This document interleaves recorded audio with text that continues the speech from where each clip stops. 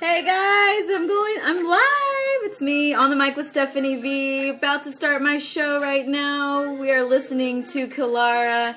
Her new single is called Gold on Spotify. Just starting. I'm live on Facebook and I am live on Periscope. And we're about to get started with the radio show. We got so much to talk about, so I'm going to start it. Go ahead and start.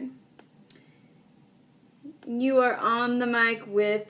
You're listening to Flip Pop Radio's On the Mic with Stefani V. That's Tackling right. the latest in entertainment, industry gossip, sports, entrepreneurship and business, fashion, and social media craziness. I see my mom is already on with me. Hey, Mom.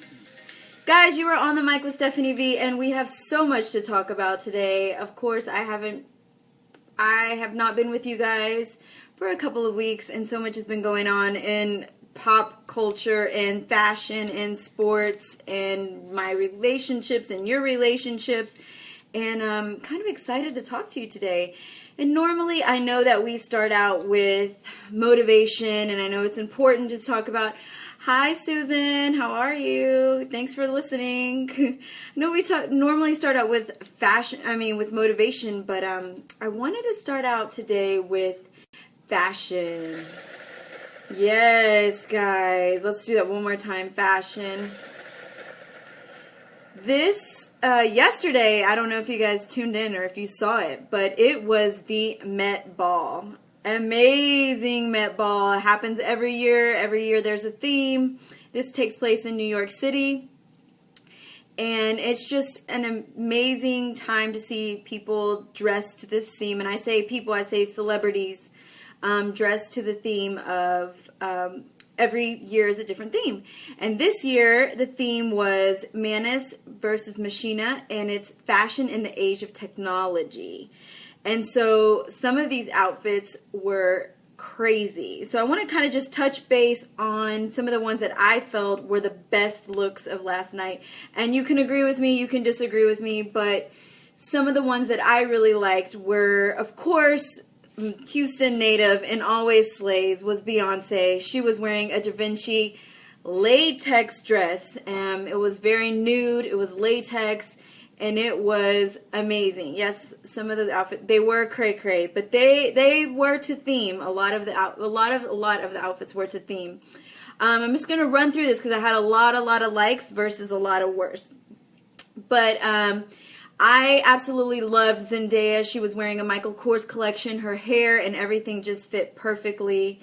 Rita Ora, she was wearing Vera Wang. It was all feathers, silver feathers, which was beautiful. Lady Gaga, of course, looked like Lady Gaga. She was in some stiletto, high heel boots, netted stockings, and she just looked rockish, rock technology, I would say. Let's keep going. Zoe Saldana, she was wearing Dolce & Gabbana, and she had the longest, beautiful train with feathers, and she just looked amazing. I love the train. I want my train to be that long whenever I get married, if I get married. And it was black with all different color feathers, and it was beautiful. Yes, Susan, she was wearing latex, a full dress of latex, which is crazy. But it looked beautiful. Moving on, Lupita was wearing Calvin Klein, and what was amazing about Lupita was her hair. She had a ponytail, kind of stacked ponytail, and Calvin Klein, she always fits Calvin Klein really, really well, and she looked beautiful. Alessandra Ambrosio, she was wearing Balmain. Balmain, she seemed to be the hit last night. All the Kardashians were wearing Balmain. As you know, if you follow them on social media, they're always rocking Balmain. They are his spokespeople, I don't know, but she looked beautiful in that.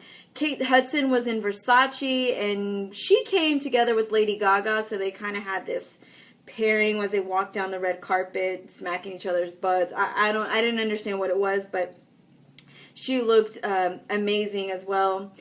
And let's see who else. Katy Perry she just went all out on what you should look like in a costume. She had the black hair. She was wearing Prada. The dress looked extremely Prada, if you know it, the designer Prada, and she looked, I wouldn't say she was my favorite, but she just dressed to the costume perfectly. Sierra looked amazing. She had all silver. It was a customized H&M gown. She had her hair silver, very old Hollywood style. And so I liked it. I'm not a huge fan of Sierra, but she looked really great last night. And my all-time favorite, if you're tuning in for last night for the Met Ball, had to be Clara Danes. Not only because she was the princess of the ball, but because her dress lit up. It was actually lit up underneath the dress. It was just amazing. It was a Zac Posen dress, which he's one of my favorite designers. And it was just the talk of the red carpet. Normally Beyonce is the all-time talk of the carpet, but she really showed up with this dress. And Zac Posen, it was just amazing just to see it. Who else can light up a carpet? But Clara Danes looks beautiful. So if you're just tuning in, we're talking about the Met Ball. It was the fashion of the age of technology last night. Everyone looked on point. I am Steph. You are on the Mic with Stefani V. You can follow me at Instagram at Stefani Var, on Twitter, Real Stefani Var. I'm going to go into who I thought was the worst looks of last night. Again, you can agree with me, you can disagree with me. I really don't care. But Dakota Johnson was in Gucci. I thought it was all right. For her being this big, movie star. She was in the sex movie. Mom, you read the book. What was it called? I don't know. But it just was not my favorite. And I also did not like Nicki Minaj. Oh, I'm sorry, Nicki Minaj. She was in Machino, and it just looked very like old. I don't know. It looked like an Elvira kind of suit. Just didn't go with me, and so I wasn't a favorite of that. Sarah Jessica Parker. She was wearing a pantsuit, a short pantsuit in her own 50 Shades of Grey. Yes, Dakota Johnson. I'm sorry, I should know that. 50 Shades of Grey.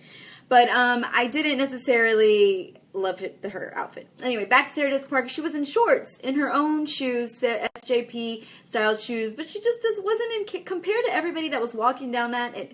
She just was not to costume, I should say, and I wasn't in love with it. Also, Madonna. She was in Givenchy, again, not one of my favorites. Compared to like all the Balmains and all the elegant gowns, it looked trashy. And my last but not least person who I didn't like the most was Kerry Washington. I just did not like the purple curl hair. She looked very, I don't know if she was going for like a Prince theme or not, but it just wasn't one of my favorites. And so sorry, Carrie. She was in Marc Jacobs, and I like Marc Jacobs. Marc Jacobs was a favorite of mine, but it just definitely wasn't I was just definitely not a fan. And by far, I felt the worst couple of the night had to be Kim and Kanye. I don't know. I love Kim and Balmain. I didn't like Kanye in tore up jeans. I know he did the whole eye thing with the gray eyes and tried to look all, very outer technology and spacey. But, they just were just not together. They sometimes maybe try too much. I don't know. Maybe it's them as a couple that I don't like. But another thing I wanted to touch base on is the Met Ball was like the quality of celebrity that's there. When we think of celebrities, we think of, the famous actress, the Beyonce, the Kerry Washington, the Sarah Jessica Parker, the Clara Danes, those people that have just done amazing work of art, and either if they're an actor, if they're a singer, or if they're a dancer, but celebrities that are creative. And I feel like, have we like lost our sense of what a true celebrity is? Is it because, we're seeing all these, reality show TV stars show up at the Met Ball? And I know that Kim and the Kardashians are the reality family of this millennium, and, but does it sense to me, and I don't know, but does it kind of bring down the status of what this event is about when just reality stars are showing up? Or is that now the new art? Is that now the new craft? I don't know. You take a look, and as we went through a long week last week with Prince passing away, and how distraught I felt about that, and I think about like what he is, who he was as a celebrity, and how he was untouchable, and that's why he made him such an amazing an iconic star, was because he was untouchable. You didn't see it on Snapchat what he was eating, working out, or when he went to the pee, or you saw him when he was performing in his element. And I feel like, are we losing our sense of who is an icon anymore, and who should be showing up at these events and who shouldn't be, and who I want to see and who I don't really want to see on a red carpet at the Met Ball? I don't know, strictly my opinion. I feel that we kind of are. I mean, I do want to see Madonna. I do want to see Sarah Jessica Parker or Kate Hudson, Katy Perry. But I don't want to see a reality star on the Met red carpet. And maybe when I become a reality star, I'll have a change of mind and you'll see me on the carpet. I'll be wearing my gown and you'll tell me, come back and look at this online, and I'll be like, I didn't really say that. But until then, that is how I feel about the Met Ball, and it was an amazing night, I'm sure. There was a lot of performances I saw online, and blah, blah, blah, blah, blah, blah. So if you did miss out some of those costumes, check them out online. Tell me what you think. Leave me a comment on here. If you're still following me, you're on the Mic with Stefani V, and we are going to slowly move into sports. Gosh, a lot has been going on in sports. I don't know what you guys, but we've had the NBA playoffs. The Rockets sadly are out. The Warriors beat us. Y'all know I'm from Houston, Texas, and I'm a Rockets fan. I'm an Astros fan. I'm slowly getting to be a Texans fan, and I just don't know how I feel about the Texans yet, but I'm not going to be considered a bandwagon fan. But I am going to say for the NBA playoffs or NBA game is going to be the Spurs and the Warriors. So at least we got one Texas team in there. I'm going to be rooting for the Warriors, though. I like the Spurs, but I'm not a Spurs fan. I'm not from San Antonio, so I'm going to be going for the Warriors. But we'll see. That should be coming soon. We also had the NFL draft. Did any of you guys watch the NFL draft? The Texans drafted a wide receiver named Will Fuller, and he was from Notre Dame. He was the first round, and he was the 21st pick. So we shall see what Will is going to be adding to the Houston Texans team. I don't know who we have now as a quarterback. That to me makes all the difference. And oh, bye, Susan. Thank you for listening. Tell Annette, give Annette a kiss. Thank you. Back to sports. But hopefully Texans this year will have a great team. We shall see. But I think the talk of the NFL draft was a guy named Ezekiel Elliott. And I don't know if you guys tuned in to see the draft and see what Ezekiel was the 4th overall pick for the Dallas Cowboys. He is from Ohio State. He played football in Ohio State. And what people are talking about wasn't necessarily why he was, this great football player, but it's because of what he decided to wear on the red carpet to the NFL draft. And that was a suit with a crop top shirt. And I guess, he's going to fit really well over there with the Cowboys because that is who he's going to be with. And I guess that's what the Cowboys enjoy. I am not a Dallas Cowboy fan, and my dad will appreciate the fact that I am saying this. But, yeah, he chose a crazy outfit. And it goes back to, this is the NFL draft. This is the first day of a new life for you to be on an NFL team. And are sports players, college sports players, just taking this lightly now? Or the other NFL guy that got drafted, who he lost potentially $7 million. I don't have his name in front of me. If somebody else does, let me know what it is. But he potentially lost $7 million because he was caught on one of his social media pages smoking weed. And it's kind of like, what are you thinking? Although the picture was from far away and someone hacked into his social media account, took the picture, posted the picture, which was wrong, but it's like, do these young players not take this seriously anymore? Is it not a big deal to be drafted in the NFL? Are you not worried about losing $7 million on contract? I don't get it. Because if it were me, you wouldn't see me smoking. You would see me in a nice suit. My family members would be with me, and I would be put together. I mean, this is money. This is your future. This is what other people are going to be looking at you. Coming out on a red carpet with a crop top shirt because you just think it's going to be funny. People are going to be talking about that forever, so it's not a good PR stunt for you because you're just starting. You don't need PR right now. You need to be making money, and you need to show that you're going to be a good asset to the Dallas Cowboys. Good luck, Dallas. And, the other thing is Manziel. Johnny Manziel was indicted for assault for his ex-girlfriend. And, I called it. I called it a long time ago. I called it before when he got drafted, I called it. I was like, he is going to be a big shot. He is not ready for NFL. He is not ready for the big leagues. And that's what it is. When you're not ready, you're not mature enough. When you come from a lot and you don't know how to appreciate what's put in front of you, that's what happens with these players. And unfortunately, a lot of us don't come from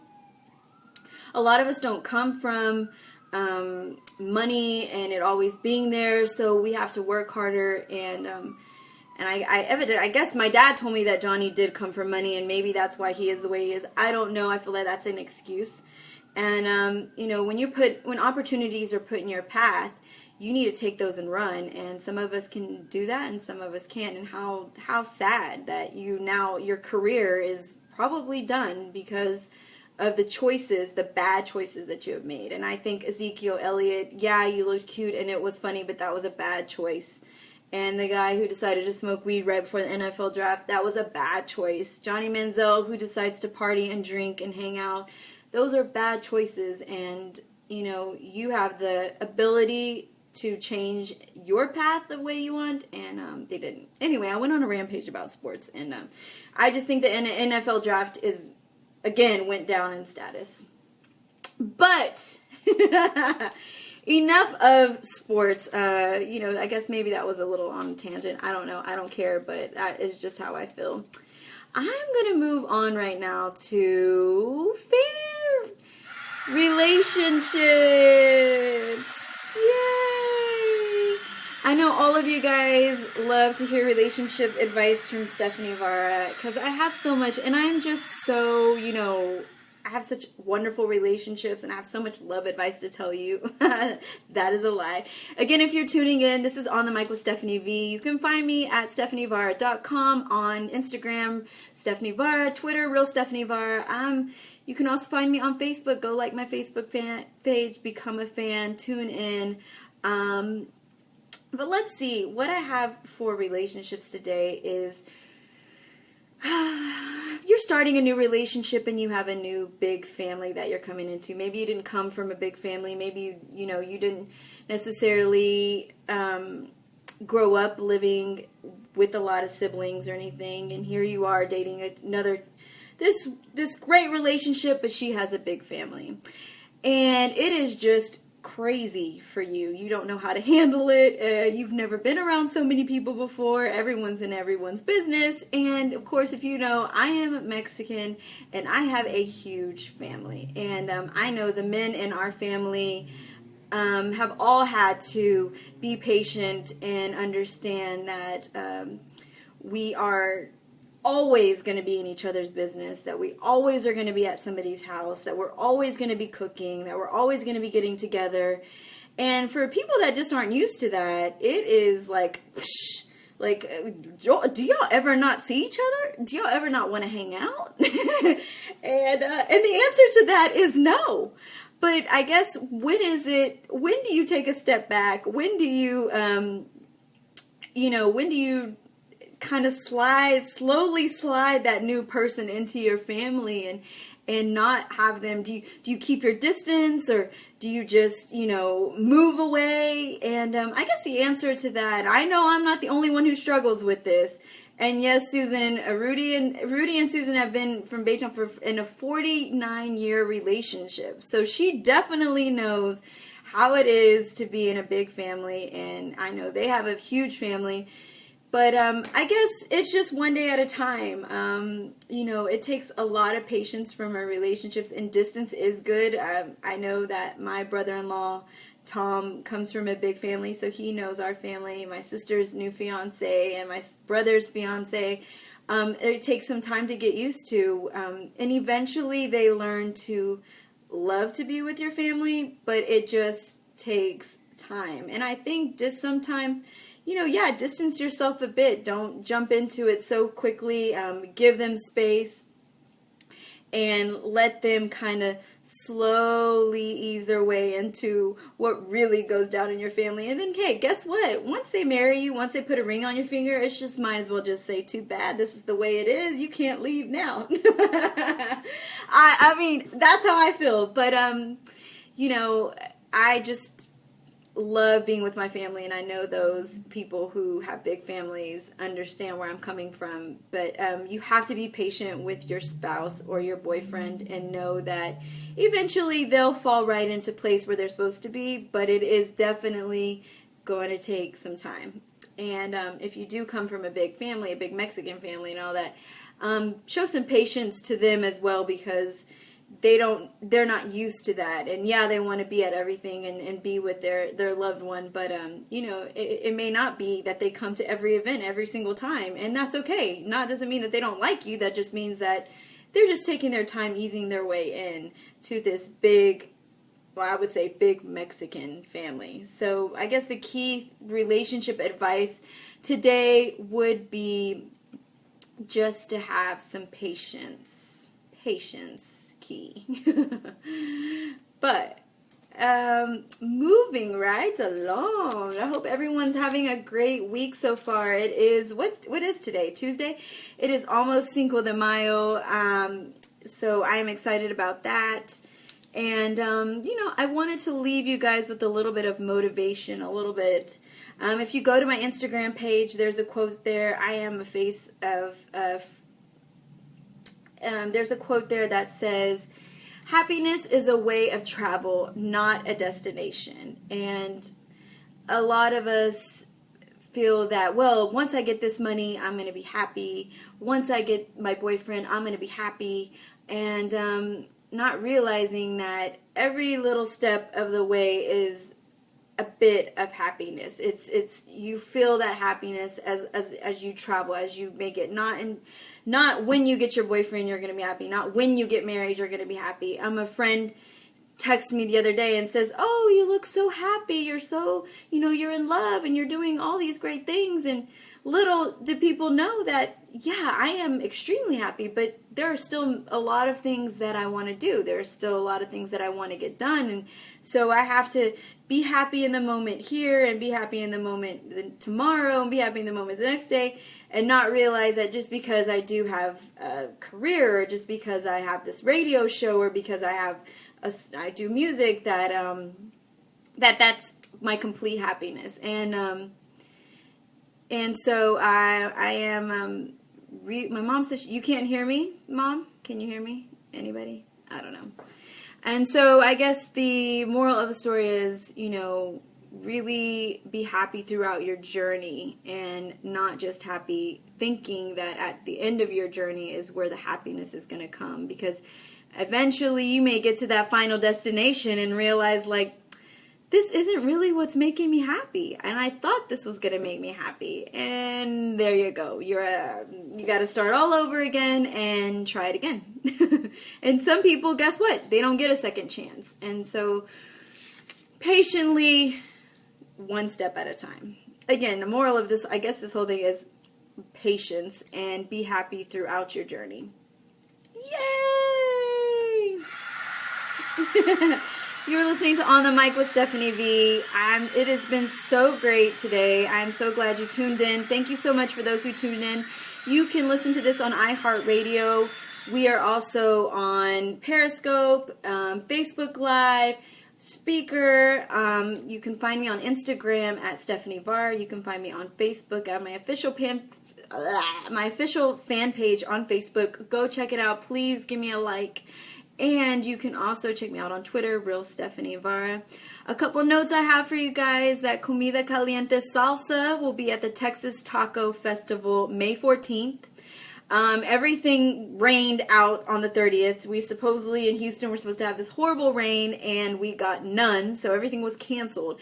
So it's now, everything is on May 14th. The Texas Taco, we're going to be selling salsa, so if you want a bottle, or on Navigation Road in Houston, Texas, come out and support us.